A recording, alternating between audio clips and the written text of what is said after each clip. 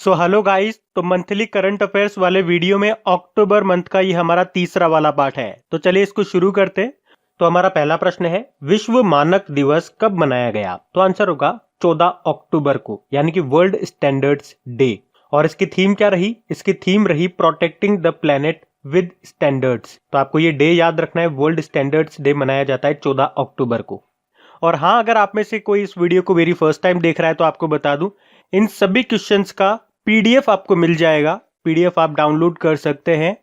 कहां से? अपनी क्रैक एग्जाम एप्लीकेशन से। उसके अलावा ये वीडियो देखने के बाद इन सभी क्वेश्चंस की आप प्रैक्टिस भी कर सकते हैं, यानी कि इनकी क्विज बना करके मैंने अपलोड करवा दी है आपकी क्रैक एग्जाम एप्लीकेशन पे ही। तो पीडीएफ भी मिल जाएगी, प्रैक्टिस के लिए क्विज भी मिल जाएगी। और एप्लीकेशन इंस्टॉल नहीं की है तो कर लीजिएगा, लिंक आपको नीचे डिस्क्रिप्शन में मिल जाएगा। फिर अभी किस बैंक ने गूगल पे के साथ मिलकर के एस यानी कि ACE क्रेडिट कार्ड को लॉन्च किया? तो आंसर होगा एक्सिस बैंक ने। तो अभी एक्सिस बैंक ने डिजिटल अर्थव्यवस्था में उपयोगकर्ताओं की बढ़ती भागीदारी पर ध्यान केंद्रित करने के लिए ये एक्सिस एस क्रेडिट कार्ड नाम से एक नया entry level credit card launch किया है। ये कार्ड गूगल पे के सहयोग से लॉन्च किया गया है और ये वीजा प्लेटफॉर्म पर चलेगा। एक्सिस बैंक की बात करेंगे, इसका हेडक्वार्टर मिलेगा मुंबई में। इसके MD CEO कौन है? अमिताभ चौधरी है। बढ़ती का नाम जिंदगी इसकी टैगलाइन है। बाकी कोटक महिंद्रा बैंक आपको याद होगा, इसने अभी कोना कोना उम्मीद कैंपेन लॉन्च किया था। Bank of India signature visa debit card launch किया और HDFC बैंक ने किसानों के लिए ई किसान एप्लीकेशन लॉन्च किया था। फिर राष्ट्रीय डाक टिकट संग्रह दिवस कब मनाया गया? तो आंसर होगा 13 अक्टूबर को। हर साल ये 13 अक्टूबर को देश भर में राष्ट्रीय डाक टिकट संग्रह दिवस मनाया जाता है। अच्छा देखो, ये तो डाक टिकट संग्रह दिवस हो गया। एक वर्ल्ड पोस्ट डे भी हम मनाते हैं, विश्व डाक दिवस, वो हम 9 अक्टूबर को मनाते हैं। और इसी तरह से एक नेशनल पोस्टल वर्कर्स डे भी मनाया जाता है, वो 1 जुलाई को मनाते हैं। और एक और होता है इसी तरह से नेशनल पोस्टल डे, वो 10 अक्टूबर को मनाते हैं। तो ये भी आप ध्यान रख सकते हैं। फिर अभी भारतीय सेना और महाराष्ट्र पुलिस ने किस नाम से आतंकवाद विरोधी अभ्यास का आयोजन किया था? तो आंसर होगा सुरक्षा कवच। तो एक्चुअली भी इंडियन आर्मी और महाराष्ट्र की जो पुलिस है उसने महाराष्ट्र के पुणे के लुल्ला नगर में आतंकवाद विरोधी अभ्यास, जिसका नाम है सुरक्षा कवच, इसका आयोजन किया। और इस एक्सरसाइज का उद्देश्य है पुणे में किसी भी आतंकवादी कार्रवाई का मुकाबला करने के लिए आतंकवाद विरोधी त्वरित प्रतिक्रिया टीमों को एक्टिव करने के लिए सेना और पुलिस दोनों में तालमेल बैठाना। और अभी कुछ दिन पहले आपको बता दूं, एक सागर कवच नाम का एक्सरसाइज भी आयोजित किया गया था केरल के कोच्चि में। किसने आयोजन किया था उसका? इंडियन नेवी और इंडियन कोस्ट गार्ड फोर्स ने। तो वो तो था सागर कवच और ये है सुरक्षा कवच, तो इनमें कंफ्यूज मत होना। फिर अभी T20 में 10,000 रन बनाने वाले एशिया के पहले बल्लेबाज कौन बन गए? तो आंसर होगा शोएब मलिक। पाकिस्तानी बल्लेबाज हैं ये शोएब मलिक। और अभी T20 में 10,000 रन बनाने वाले ये एशिया के तो पहले बल्लेबाज बने हैं। दुनिया में बात करेंगे तो दुनिया में ये कारनामा करने वाले ये तीसरे बल्लेबाज हैं। इनसे पहले 2 कौन रह चुके हैं? एक तो क्रिस गेल और किरोन पोलार्ड। और गाइज, अगर वीडियो आपको अच्छा लग रहा है तो प्लीज इसे लाइक करते हुए चलना। देखिए आप लोगों ने अभी लाइक किया है या नहीं किया है। नहीं किया है तो अभी इसको लाइक कर दीजिए, लास्ट तक आप लोग भूल जाओगे मैं कह रहा हूँ। और हाँ, इसे शेयर भी जरूर कर देना अपने दोस्तों के साथ में। और अगर आप में से कोई स्टूडेंट इस चैनल को फर्स्ट टाइम देख रहा है तो आप इस चैनल को सब्सक्राइब कर सकते हैं। सब्सक्राइब करने के बाद में पास में बेल आइकन को जरूर प्रेस कीजिएगा ताकि आगे के आपको नोटिफिकेशन मिलते रहें, ताकि आपसे कोई भी वीडियो मिस न हो। बेल आइकन को प्रेस करना जरूरी है। चलिए बढ़ते हैं आगे। फिर है शस्त्र रामानुजन पुरस्कार से अभी किसे सम्मानित किया जाएगा? तो आंसर होगा शाई एवरा को। शस्त्र रामानुजन पुरस्कार, ये पुरस्कार गणित में महत्वपूर्ण योगदान देने के लिए दिया जाता है और ऐसे व्यक्तियों को दिया जाता है जिनकी उम्र 32 साल से कम हो। और ये जो शाई एवरा है ये प्रिंसटन यूनिवर्सिटी में प्रोफेसर हैं और इस बार ये शस्त्र रामानुजन पुरस्कार इन्हीं को मिलेगा। बाकी एडम हार्पर का नाम आपने जरूर सुना होगा। इंग्लैंड के वॉरिक यूनिवर्सिटी में सहायक प्रोफेसर थे ये, और इन्हीं को मिला था 2019 का शस्त्र रामानुजन पुरस्कार। बाकी हरीश कोटेचा सेंड्रा नीस लाइफ टाइम अचीवमेंट अवार्ड मिला था इनको। और नित्यानंद नायक सरला पुरस्कार 2020 जीता इन्होंने। फिर है हाल ही में जारी आर्टन कैपिटल्स पासपोर्ट इंडेक्स 2020 में कौन सा देश टॉप पे है? तो आंसर होगा न्यूजीलैंड। तो अभी आर्टन कैपिटल्स पासपोर्ट इंडेक्स में न्यूजीलैंड टॉप पे रहा है। आपको बता दूं ये इंडेक्स तैयार किया गया इस बेसिस पे कि किस देश का पासपोर्ट कितना पावरफुल है? पावरफुल से मेरा मतलब है कि आप उस देश के पासपोर्ट के जरिए कितने देशों में बिना वीजा के एंट्री ले सकते हैं। मान लो अगर आपके पास न्यूजीलैंड का पासपोर्ट है तो आप 129 देशों में बिना वीजा के एंट्री ले सकते हैं। इसमें भारत की रैंक है 58, मतलब आपके पास अगर भारत का पासपोर्ट है तो आप 52 देशों में बिना वीजा के एंट्री ले सकते हैं। और सबसे लास्ट में इसमें है अफगानिस्तान और ईरान, उनकी रैंक है 75। अगर आपके पास अफगानिस्तान या ईरान का पासपोर्ट है तो आप केवल 31 देशों में एंट्री ले सकते हैं बिना वीजा के। तो सिंपल सा, आप तो लास्ट मगर मत याद रखो, आप टॉप याद रख लो। इसके अकॉर्डिंग न्यूजीलैंड टॉप पर है और भारत की रैंक याद रख लो 58 है। और इस साल के स्टार्टिंग में हमने पढ़ा था हेनले पासपोर्ट इंडेक्स आया था, उसमें जापान टॉप पे था और भारत 84 नंबर पे था, तो वो वाला भी याद रखें आप। न्यूजीलैंड की कैपिटल वेलिंगटन होती है, करेंसी है न्यूजीलैंड डॉलर। अभी वैसे इसकी दोबारा से प्रधानमंत्री बनी जैसिंडा अर्डन, इनका नाम भी याद रखना। फिर एक किसे नवंबर 2020 में नेपाल सरकार के द्वारा general of the Nepal army की मानद रैंक देकर सम्मानित किया जाएगा? तो आंसर होगा मनोज मुकुंद नरवणे। हमारे आर्मी चीफ हैं ये, भारतीय सेना के प्रमुख मनोज मुकुंद नरवणे। ये नवंबर के पहले सप्ताह में नेपाल का दौरा करेंगे और उसी दौरान नेपाल सरकार इन्हें जनरल ऑफ नेपाल आर्मी की मानद रैंक देकर के सम्मानित करेगी। तो दोनों देशों की सेनाओं के बीच मजबूत रिश्तों की पहचान के तौर पर यह दिया जाता है सम्मान, और इसे नेपाली प्रेसिडेंट जो हैं विद्या देवी भंडारी, उनके द्वारा दिया जाएगा। बाकी बीएस धनोआ, अभी आपको याद होगा, ये हीरो मोटोकॉप के नए निदेशक बने। एसएस देशवाल, ये तो नेशनल सिक्योरिटी गार्ड के डायरेक्टर जनरल बने थे। और राकेश कुमार भदौरिया, ये तो हमारे एयर चीफ मार्शल हैं। और हमारे नेवल चीफ कौन है? करमबीर सिंह। फिर अगला प्रश्न है, हाल ही में किसे विश्व athletics half marathon championship Gdynia 2020 के लिए एम्बेसडर नामित किया गया? तो आंसर होगा कॉन्स्टेंटिना डीटा, ये रोमानिया की है और 2008 की ओलंपिक चैंपियन है ये कॉन्स्टेंटिना डीटा। और इन्हीं को world athletics half marathon championship Gdynia 2020 के लिए एम्बेसडर नामित किया गया है। बाकी ईगा स्वीटेक, अभी आपको याद होगा जो फ्रेंच ओपन हुआ था, इसमें वुमेन सिंगल का टाइटल जीता था इन्होंने, ये ईगा स्वीटेक, ये पोलैंड से हैं। फिर एक, किस राज्य के मुख्यमंत्री ने Sujal drink from tap mission योजना शुरू की? तो आंसर होगा उड़ीसा सरकार ने। तो उड़ीसा के जो मुख्यमंत्री है नवीन पटनायक, उन्होंने ये Sujal drink from tap mission योजना शुरू की है और इस योजना का उद्देश्य है राज्य के सभी शहरी क्षेत्र में गुणवत्ता वाले पेयजल को 24 घंटे उपलब्ध करवाना। और आपको बता दूं, वैसे उड़ीसा ने मार्च 2022 तक राज्य के सभी शहरी क्षेत्रों में पानी जो है वो पाइप कनेक्शन के द्वारा उपलब्ध कराने का लक्ष्य भी रखा है। देखो, उड़ीसा की जो कैपिटल है वो भुवनेश्वर है, मुख्यमंत्री तो नवीन पटनायक हैं और गवर्नर कौन है बताओ? गणेशी लाल। फिर अंतरराष्ट्रीय ग्रामीण महिला दिवस कब मनाया गया? तो आंसर होगा 15 अक्टूबर को। तो हर साल 15 अक्टूबर को ये international day of rural women के रूप में मनाया जाता है और इसकी थीम रही building rural women's resilience in the wake of कोविड-19। अच्छा, अगर मैं आपसे पूछूं अंतरराष्ट्रीय महिला दिवस कब मनाया जाता है, तो याद रखना 8 मार्च को मनाते हैं। वैसे 15 अक्टूबर को एक और डे मनाते हैं अपन, world students day, APJ Abdul Kalam ji के जन्मदिन को, और इसकी भी थीम है वैसे learning for people, planet, prosperity and piece.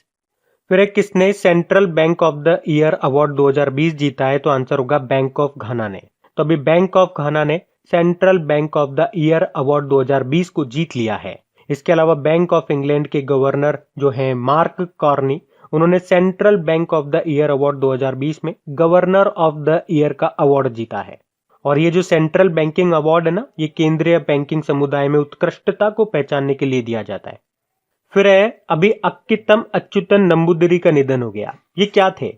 ये कवि थे और इनका नाम आपने जरूर सुना होगा क्योंकि पिछले साल यानी कि 2019 का ज्ञानपीठ पुरस्कार मिला था इनको। ये मलयालम भाषा के कवि हैं, मतलब कवि थे, और अभी 94 वर्ष की उम्र में इनका निधन हो गया।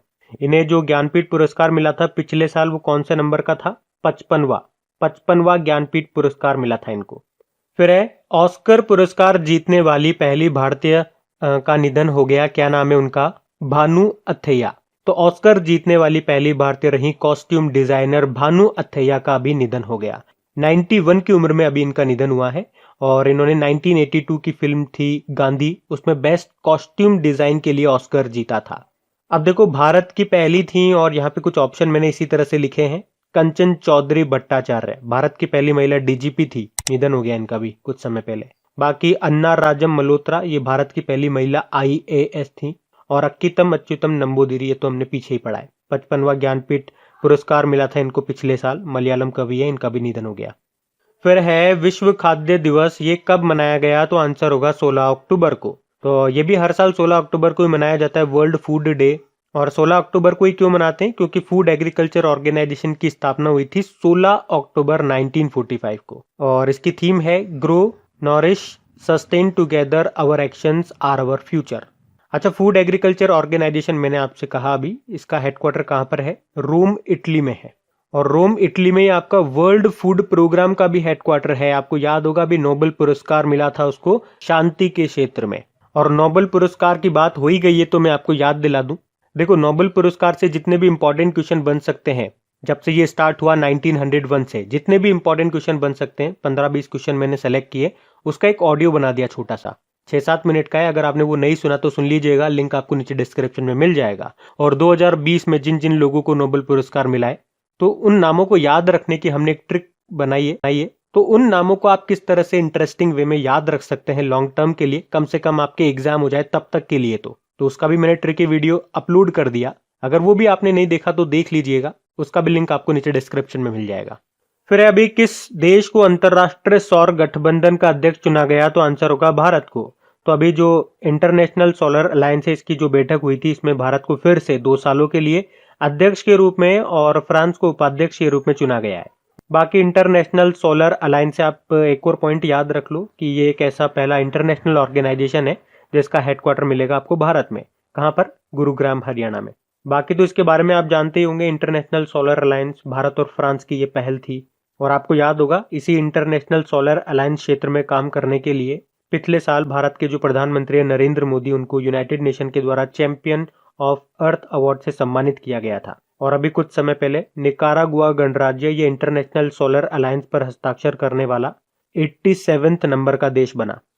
फिर अभी किस राज्य ने हाथ धोना रोके कोरोना अभियान को शुरू किया? तो आंसर होगा उत्तर प्रदेश ने। एक्चुअली में अभी क्या है, 15 अक्टूबर को हम लोगों ने ग्लोबल हैंड वॉशिंग डे मनाया, तो उसी मौके पर उत्तर प्रदेश के जो मुख्यमंत्री हैं योगी आदित्यनाथ, उन्होंने ये हाथ धोना रोके कोरोना नाम से एक अभियान शुरू किया है। और उन्होंने कहा है कि हाथ धोना हमारे व्यवहार का एक महत्वपूर्ण हिस्सा है, जिससे हम कई प्रकार की बीमारियों से बच सकते हैं।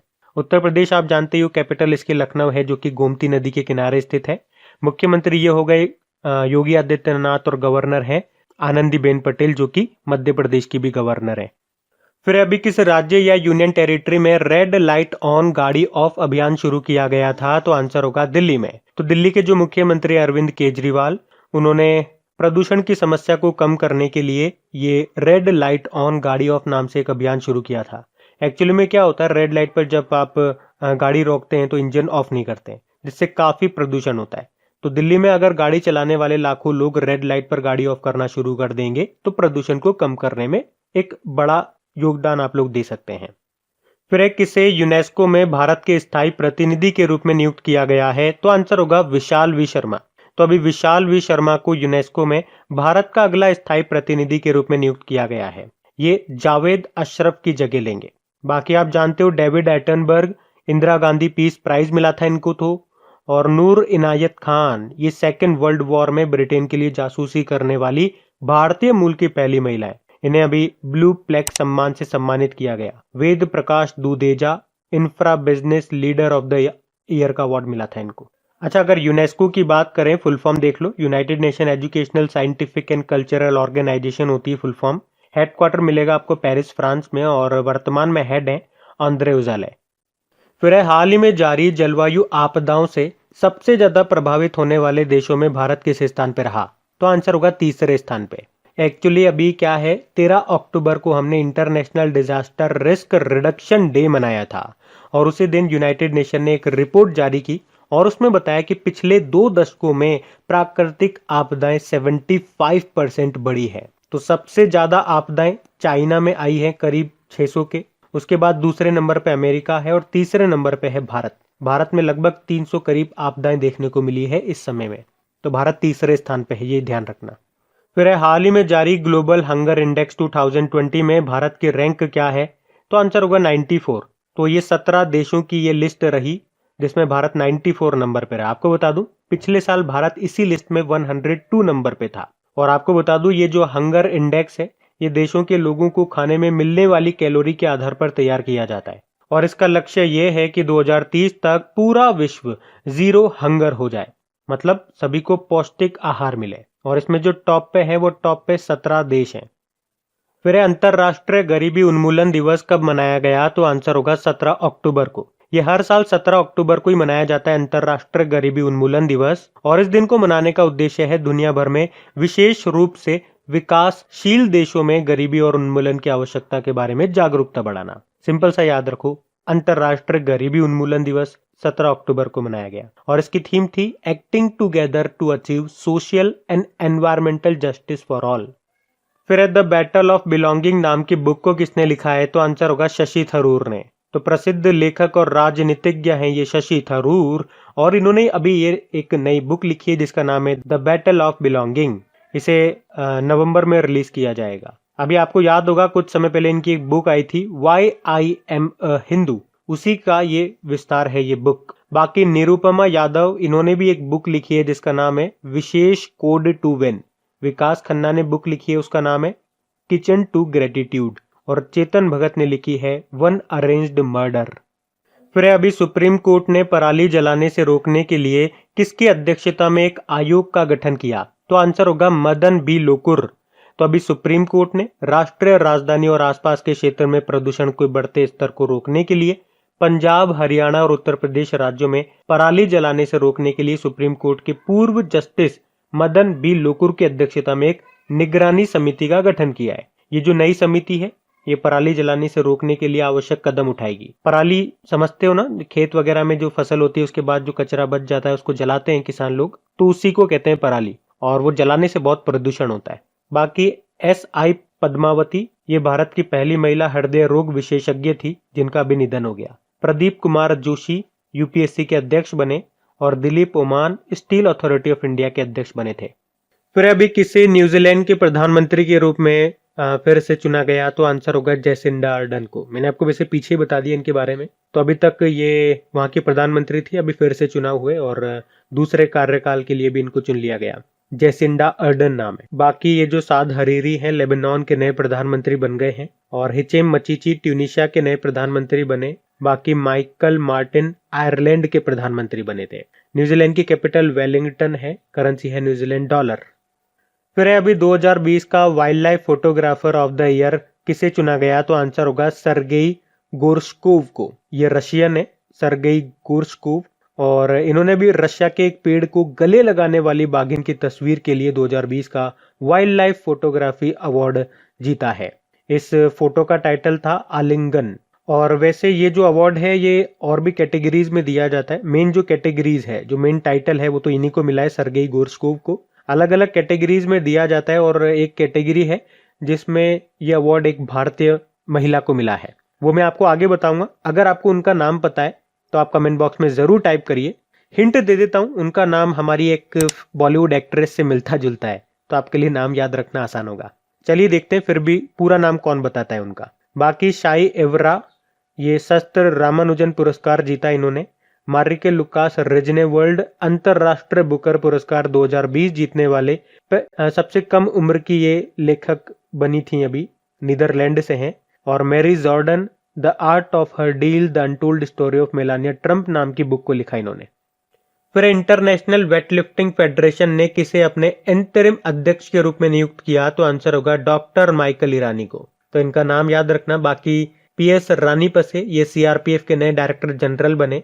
P प्रवीण सिद्धार्थ, ये राष्ट्रपति रामनाथ कोविंद जी के नए सचिव बने थे।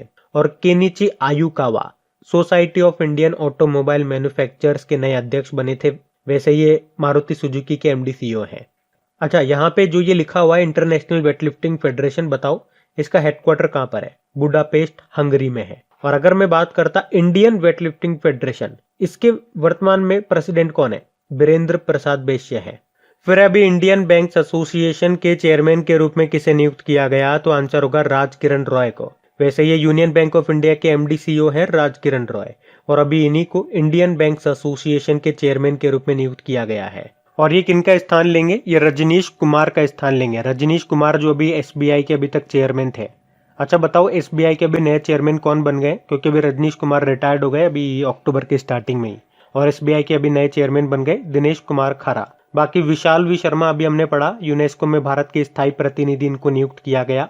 अतनु कुमार दास भी आप पढ़ चुके हो, जनरल कॉरपोरेशन ऑफ इंडिया के डायरेक्टर बने, ये बैंक ऑफ इंडिया के एमडी सीईओ हैं। और हेमंत खत्री हिंदुस्तान शिपयार्ड लिमिटेड के सीएमडी बने ये। फिर एक कौन सा राज्य या यूनियन टेरिटरी में माई टाउन माई प्राइड कार्यक्रम शुरू किया गया? तो आंसर होगा जम्मू कश्मीर में। अच्छा, जम्मू कश्मीर के वर्तमान में उपराज्यपाल लेफ्टिनेंट गवर्नर कौन है? मनोज सिन्हा। तो अभी उन्होंने 19 अक्टूबर से माई टाउन माई प्राइड नाम से एक आंदोलन शुरू किया है, जो शहरी क्षेत्रों में बैक टू विलेज कार्यक्रम की तर्ज पर शासन प्रदान करने के लिए है। देखो, इस कार्यक्रम के 3 मुख्य उद्देश्य हैं: कस्बों में सार्वजनिक पहुंच, जमीनी लोकतंत्र को मजबूत करना और दरवाजे पर सेवा प्रदान करना। बाकी जम्मू कश्मीर से ये याद रख लो, लेफ्टिनेंट गवर्नर मनोज सिन्हा अभी नए बने थे, और इनके प्रधान सचिव भी बने थे अभी, नीतीश्वर कुमार उनका नाम है। फिर एक कौन सा राज्य राष्ट्रीय रग्बी टीमों को स्पॉन्सर करेगा? तो आंसर होगा ओडिशा। तो ओडिशा सरकार अगले 3 सालों के लिए भारतीय राष्ट्रीय रग्बी टीम को स्पॉन्सर करेगी और खिलाड़ियों को हाई परफॉर्मेंस ट्रेनिंग और कंडीशनिंग की सुविधा देगी। और इसी से मिलता जुलता एक और मैंने आपको क्वेश्चन बताया था, ये बात है 2018 की, जब हमने पढ़ा था कि उड़ीसा जो हमारी हॉकी टीम है उसको तब से स्पॉन्सर कर रही है 5 सालों के लिए, और अब रग्बी टीम को, राष्ट्रीय रग्बी टीम को स्पॉन्सर करेगी उड़ीसा की सरकार, जिसके मुख्यमंत्री हैं नवीन पटनायक और कैपिटल है भुवनेश्वर। अभी किसने गोल्डन स्टीवी पुरस्कार जीता है? तो आंसर होगा सीमा गुप्ता ने। और ये सीमा गुप्ता कौन है? Power grid corporation of India limited की ऑपरेशनल डायरेक्टर हैं ये, और अभी इन्होंने गोल्डन स्टीवी पुरस्कार जीता है। उन्हें life time achievement business category में 17वें वार्षिक Stevie award for women in business से सम्मानित किया गया अभी, तो ये नाम याद रखना। बाकी रतन लाल विश्व खाद्य पुरस्कार 2020 जीता था। उषा मंगेशकर, महाराष्ट्र की सरकार ने 2020-21 के लिए लता मंगेशकर पुरस्कार के लिए इनको चुना। और Javed Akhtar Richard Dawkins award जीतने वाले पहले भारतीय बने ये। फिर अभी भारत पे ने कितने क्रिकेटर्स को अपना ब्रांड एम्बेसडर बनाया? तो आंसर होगा 11 को।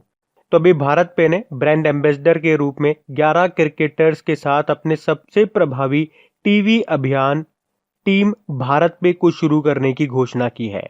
और इस टीवी सीरीज को जाने माने बॉलीवुड निर्देशक पुनीत मल्होत्रा द्वारा निर्देशित किया जाएगा। और इसके साथ ही एक संदेश भी दिया है, हम है टीम भारत पे जो देश के हर दुकानदार के साथ खड़े हैं। अच्छा, ये 11 प्लेयर्स कौन कौन है? रोहित शर्मा, जसप्रीत बुमराह, केएल राहुल, मोहम्मद शमी, रविंद्र जडेजा, सुरेश रैना, श्रेयस अय्यर, पृथ्वी शॉ, संजू सैमसन, युजवेंद्र चहल और शुभगन गिल। और कुछ समय पहले भारत पे के ब्रांड एम्बेसडर बने थे सलमान खान। फोन पे के तो आमिर खान है, जो भी सीएट टायर के भी बने हैं। फिर अभी हमारे जो केंद्रीय शिक्षा मंत्री हैं रमेश पोखरियाल निशंक, उन्होंने बौद्धिक संपदा साक्षरता और जागरूकता अभियान के लिए किस कार्यक्रम को शुरू किया? तो आंसर होगा कपिला कलाम अभियान। तो अभी आपको याद होगा 15 अक्टूबर को एपीजे अब्दुल कलाम जी का जन्मदिन होता है, हम उसे स्टूडेंट्स डे के रूप में मनाते हैं। तो उसी दिन हमारे जो शिक्षा मंत्री है रमेश पोखरियाल निशंक, उन्होंने बौद्धिक साक्षरता और जागरूकता अभियान के लिए कपिला कलाम कार्यक्रम शुरू किया है। यहाँ पे कपिला का मतलब हो गया Kalam programme for intellectual property literacy and awareness campaign. अब इस कार्यक्रम में होगा क्या? तो जो हमारी सरकार है वो पेटेंट के बारे में लोगों में जागरूकता फैलाएगी। फिर है भारत सरकार का भारत को ट्रांस फैट मुक्त बनाने का लक्ष्य कब तक का है? तो आंसर होगा 2022। तो एक्चुअली में वर्ल्ड हेल्थ ऑर्गेनाइजेशन ने ट्रांस फैट फ्री बनने के लिए 2023 का लक्ष्य रखा है, पर भारत ने 1 साल पहले ही ट्रांस फैट मुक्त भारत बनाने का लक्ष्य रखा है 2022 तक का। ट्रांस फैट क्या होता है? ये खाद्य तेल में पाया जाने वाला एक धीमा जहर आप कह सकते हो, जो हमारे हार्ट को, लीवर के साथ साथ कई अंगों को प्रभावित करता है। ये ट्रांस फैट बेसिकली एक प्रकार का अनसैचुरेटेड फैटी एसिड होता है, जो प्रकृति में बहुत कम पाया जाता है, जिससे कोई नुकसान तो नहीं होता है, पर जब इसका इस्तेमाल खाद्य सामग्री में किया जाता है तो ये जहर जैसा बन जाता है। तो सिंपल सा याद रखो, भारत को ट्रांस फैट मुक्त बनाने का लक्ष्य कब तक का है? 2022 तक का। और भारत ने टीबी को खत्म करने का लक्ष्य कब का रखा हुआ है? 2025 तक का रखा हुआ है। ये जो ट्रांस फैट है मुख्य रूप से आप लोगों को देखने को मिलेगा जो खाद्य सामग्री होती है, खाद्य पदार्थ होते हैं, तेल वगैरह, बेकरी के जो सामान होते हैं वहां पे इसको मुख्य रूप से इसलिए डाला जाता है कि इससे स्वाद वगैरह बढ़ जाता है, ऐसा कुछ होता है, लेकिन ये हानिकारक है। फिर है लॉन्सेट मेडिकल रिपोर्ट के अनुसार भारत में जीवन प्रत्याशा बढ़कर कितने साल हो गई है? तो आंसर होगा 70.8 ईयर। अच्छा, जीवन प्रत्याशा दर मतलब, तो किसी देश में कोई व्यक्ति है, अगर किसी तरह से कोई समस्या नहीं रहती है तो उसकी जो एवरेज जो लाइफ होगी वो कितने साल तक जिएगा या कितने साल की उसकी लाइफ रहेगी, उसे कहेंगे जीवन प्रत्याशा दर। तो इस लॉन्सेट मेडिकल रिपोर्ट के अनुसार भारत की जीवन प्रत्याशा 1992 में 59.6 ईयर थी, जो अभी बढ़ करके 2019 में 70.8 ईयर हो गई है। और अगर पर्टिकुलरली राज्यों की बात करेंगे तो सबसे ज्यादा प्रत्याशा दर केरल की है, 77.3 ईयर। अच्छा, इस रिपोर्ट में साथ में यह भी बताया गया था कि भारत में मृत्यु के 5 प्रमुख कारण क्या हैं? एयर पॉल्यूशन, वायु प्रदूषण सबसे ज्यादा, हाई बीपी, तंबाकू, खराब आहार और हाई ब्लड शुगर, ये 5 मुख्य कारण बताए। फिर है C is for cat, D is for depression नाम की बुक को किसने लिखा है? तो आंसर होगा कायरवी भरत राम ने। तो अभी लेखक कायरवी भरत राम ने अवसाद के बारे में एक बुक लिखी है, यानी कि डिप्रेशन के बारे में, और खासकर छोटे बच्चों के लिए है ये बुक। क्या नाम है इसका? C is for cat, D is for depression.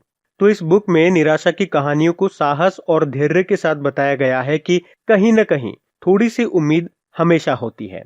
बाकी शशि थरूर ने अभी बुक लिखी थी द बैटल ऑफ बिलोंगिंग नाम से। उर्जित पटेल आरबीआई के पूर्व गवर्नर हैं, इन्होंने बुक लिखी है overdraft saving the Indian saver. और हमारे विदेश मंत्री सुब्रमण्यम जयशंकर ने लिखी the India way strategies for an uncertain world.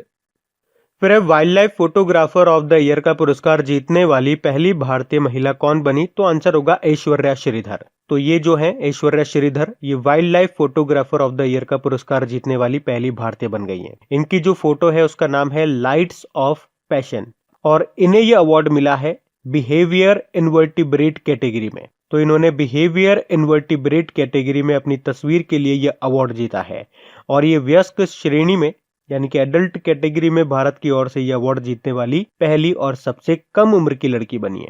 बाकी सर्गेई गोर्शकोव, मैंने आपको बताया था कि ये जो wild life photographer of the year का अवार्ड होता है, इसमें जो मेन टाइटल होता है ना भाई, अलग अलग कैटेगरी भी होती है, जो मेन टाइटल होता है वो तो इन्होंने ही जीता था, सर्गेई गोर्शकोव ने, ये रशियन है। बाकी कलीपुरी 2020 का इम्पैक्ट वुमेन अवार्ड जीता, और दीपांकर घोष उत्कृष्ट पत्रकारिता के लिए प्रेम भाटिया पुरस्कार जीता। फिर है world athletics half marathon championship में किसने वर्ल्ड रिकॉर्ड बनाया? तो आंसर होगा पेरेस जेपचिरचिर ने। तो अभी केन्या के खिलाड़ी हैं ये पेरेस जेपचिरचिर, और इन्होंने पोलैंड में चल रही world athletics half marathon championship में 1 घंटा 5 मिनट 16 सेकंड में दौड़ पूरी करके महिलाओं के अर्ध मैराथन में अपना ही वर्ल्ड रिकॉर्ड तोड़कर एक नया रिकॉर्ड बना दिया। क्या नाम है? पेरेस जेपचिरचिर। बाकी मार्के लुकास रेजिने वर्ल्ड अंतरराष्ट्रीय बुकर पुरस्कार 2020 जीता, और ये पुरस्कार जीतने वाली सबसे कम उम्र की लेखक बनी है, नीदरलैंड से है। बाकी कॉन्स्टेंटिना डीटा, ये रोमानिया से हैं, और world athletics half marathon championship Gdynia 2020 के लिए एम्बेसडर नामित किया गया इनको, और David Attenborough Indira Gandhi peace prize मिला इनको।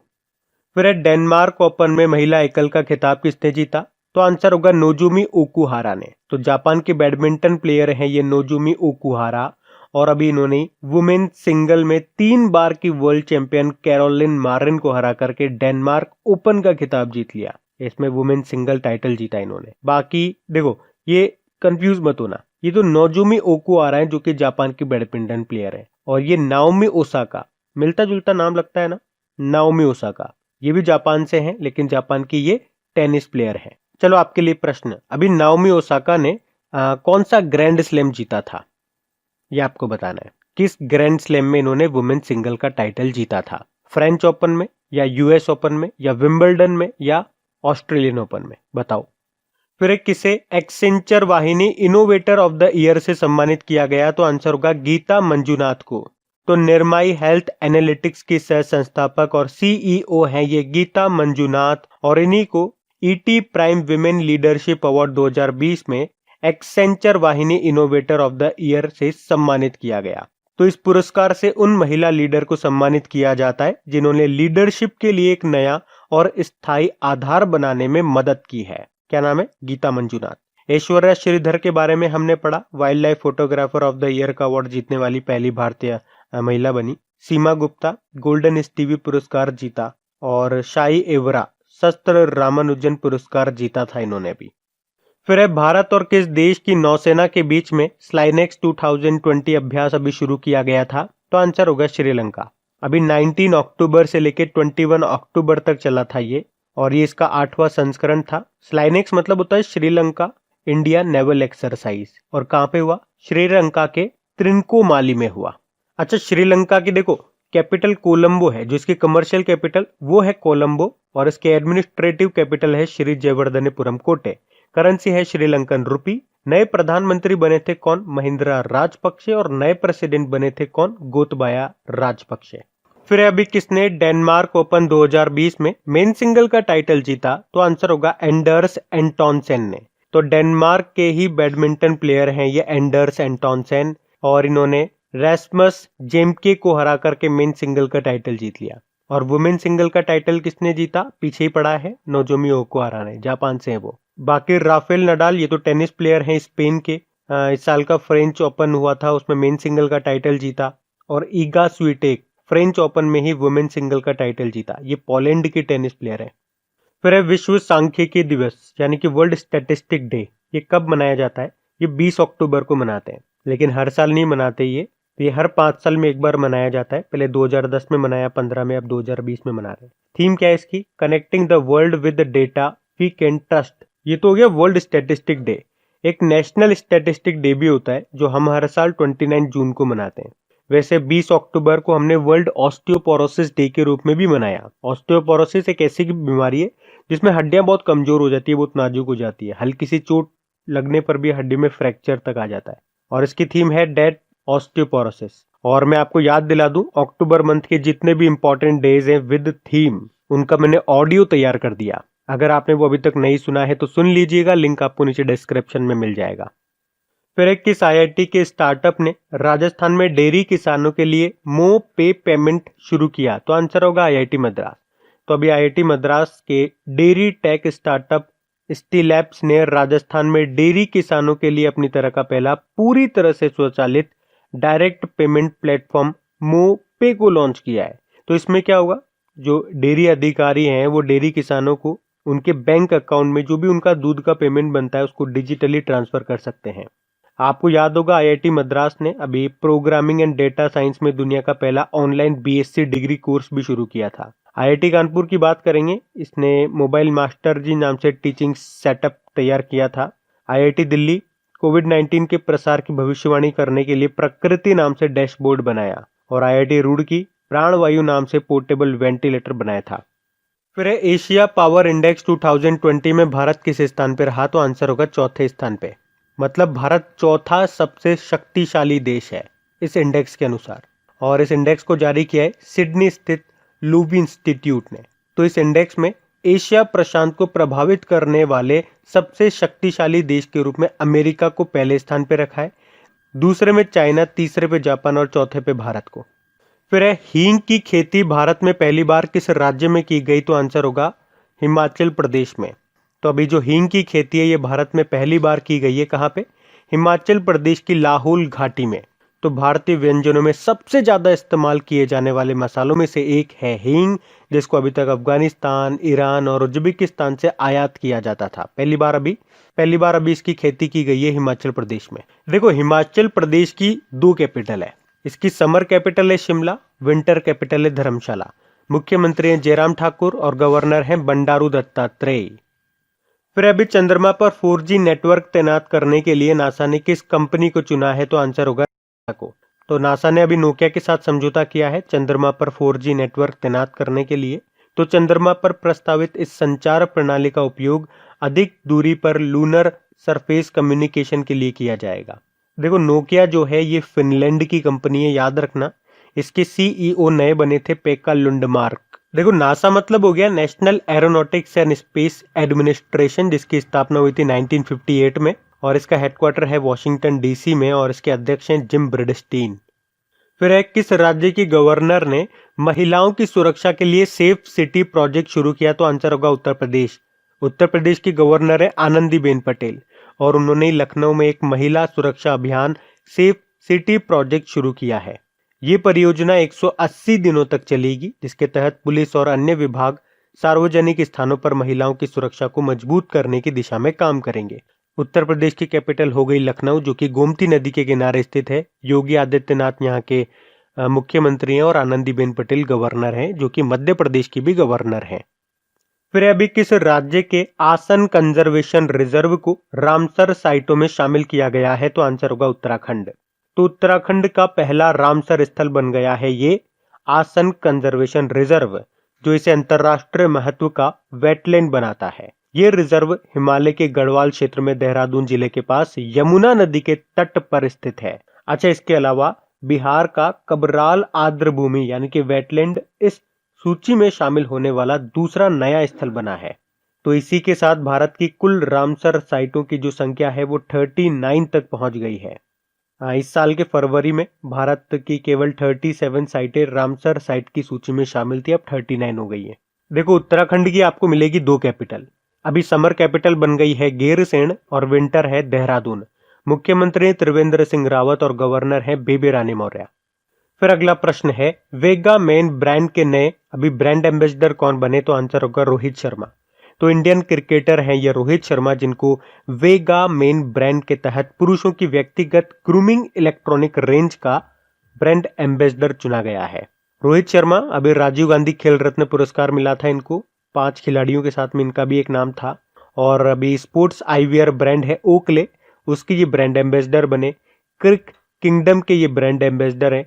IIFL non banking financial company के भी ये ब्रांड एम्बेसडर हैं। बाकी विक्की कौशल, अभी हेवल्स ने अपने मैन ग्रूमिंग प्रोडक्ट्स के लिए अपना ब्रांड एम्बेसडर बनाया था विक्की कौशल को। विराट कोहली अभी ग्रेट लर्निंग के ब्रांड एम्बेसडर बने और आयुष्मान खुराना अभी बजाज आलियांज के ये ब्रांड एम्बेसडर बने थे। वैसे यूनिसेफ ने इन्हें चिल्ड्रन राइट कैंपेन का ब्रांड एम्बेसडर भी बनाया। टोयोटा किर्लोस्कर मोटर ने SUV मॉडल अर्बन क्रूजर का ब्रांड एम्बेसडर बनाया। और अभी टाइम मैगजीन की 100 most influential people of 2020 list में शामिल होने वाले एकमात्र भारतीय फिल्म स्टार हैं ये आयुष्मान खुराना। इन सब कारण से ये भी न्यूज में रहे थे, याद रखना।